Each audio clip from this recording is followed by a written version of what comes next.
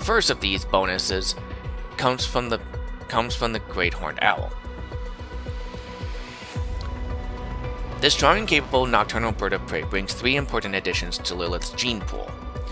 The first is acute night vision, bringing even more cohesion to the Troodon DNA and aiding our Golden Eagle DNA by having Lilith see in the dark 4 times better than many of her opponents. Thanks to this trait, she is able to hunt more efficiently at nighttime. The second trait our Huntress brings is exceptional hearing. While the Golden Eagle, Troodon, Lilith, and Deinonychus and Akilbator already has keen senses, including sharp hearing, the Great Horned Owl takes us even further. The asymmetrical positioning of the owl's ears, while odd-looking, gives this predator a crucial advantage: the ability to locate exactly where the target is by sound only. This means that even if the owls don't know where they are, by sight, if they give off any sound at all, they are finished the moment the owl knows where they are.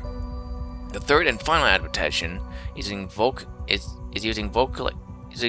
vocalizations as communication. Contrary to what some might think, Great Horned Owls actually use an array of communicative tactics during its day-to-day life, including confrontations with rivals, chitters, squawks, and hissing to name but a few, mainly used for territorial disputes, signaling threats, or even attracting mates. They'll even clack their beaked maws for intimidation and aggression displays, a warning for others to get out of their territory. Why is this so important? Well, that's because this trait will help Lilith further communicate with her pack and opponents in situations where she needs to have others.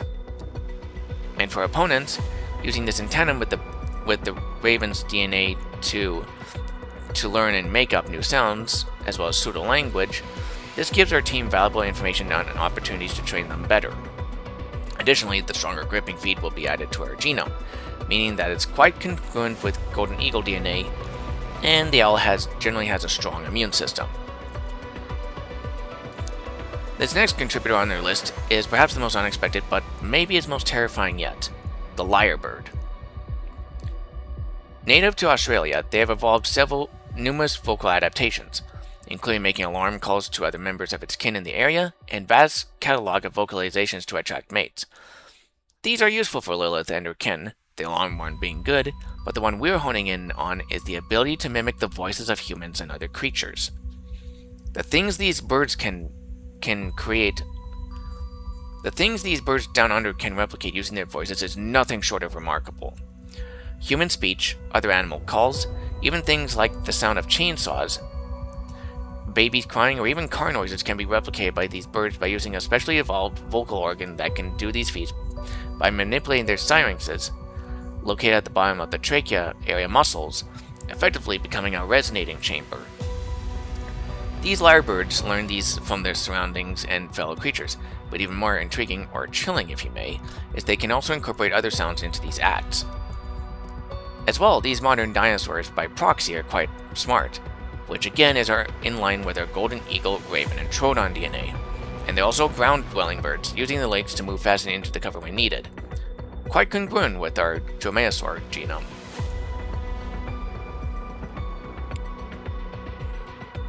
We've now reached the last 3 contributors for the Kageraptor pack, and the first is the Vampire Bat.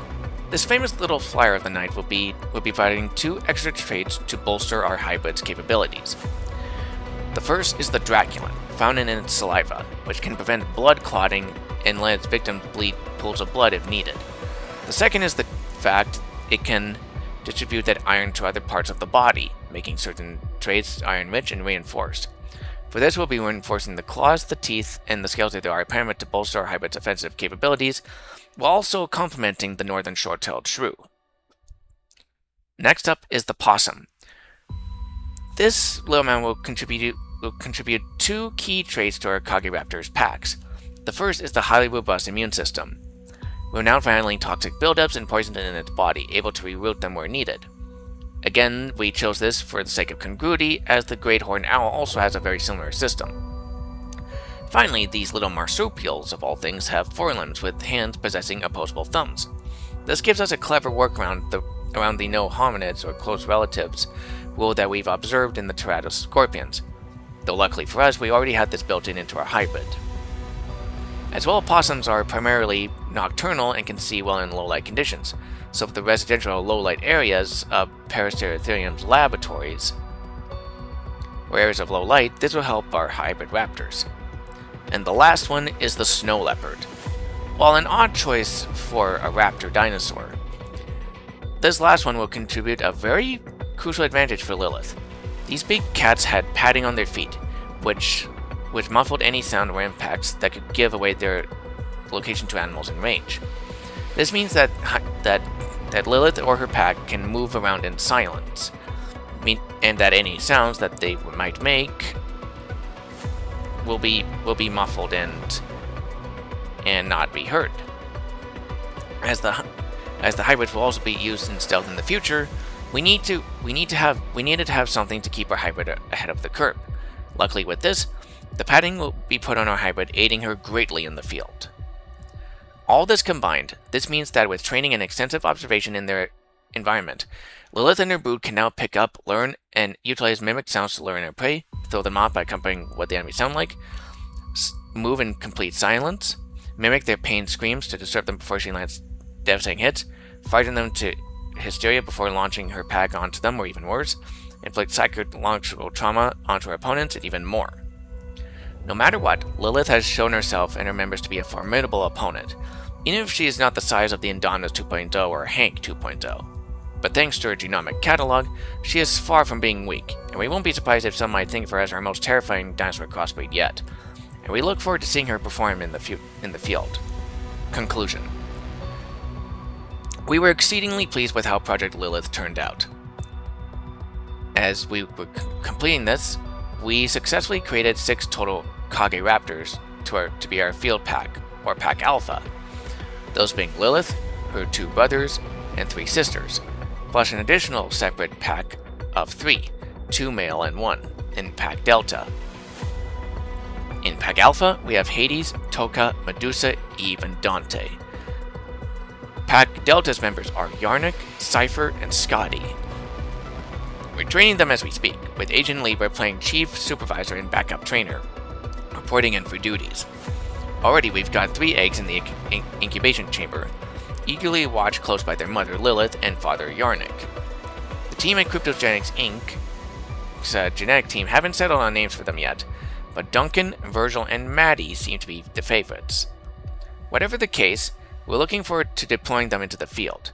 We will not just be using them for hybrid versus hybrid combatants, but will also be used for war zones, sites of gang crimes, illicit operations, rogue teams, military sites, or other heavily dangerous areas. No matter what, we will use them with the utmost efficiency.